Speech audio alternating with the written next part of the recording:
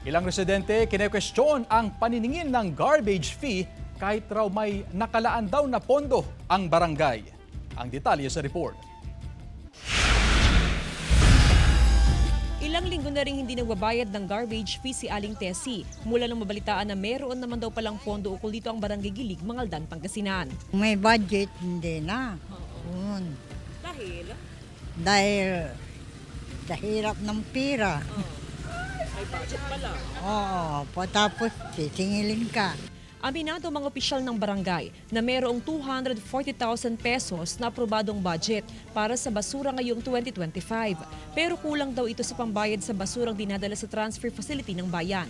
Kada buwan, umaabot sa 40,000 pesos hanggang 50,000 pesos o mahigit sa kalahating milyong piso kada taon ang binabayaran ng Barangay Gilig sa LGU para sa garbage fee.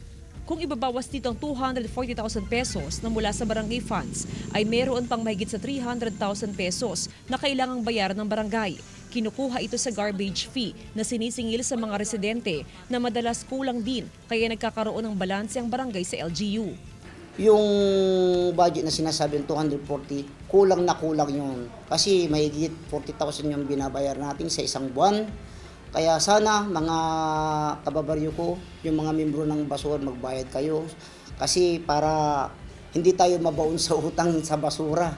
Ipinaliwanag din ng mga opisyal ng barangay kung bakit lumobo sa mahigit 1 milyong piso ang pagkakautang ng Barangay Gilig sa LGU dahil sa basura. Ang nasa 1.4 million pesos dito ay pagkakautang pa bago ang barangay elections noong 2023. Nasa halos 100,000 pesos lang ang pagkakautang ng kasalukuyang administrasyon sa LGU ngayong 2024 hanggang sa kasalukuyan. Hindi ko naman utang yan, utang ng unang administration yan. Nakatakdang magpatawag ng assembly meeting ang barangay para maliwanagan ng mga residente kaugnay sa usapin ng basura. Kasama si Jing Dakanay, Jasmine Gabriel Galban, One North Central Luzon.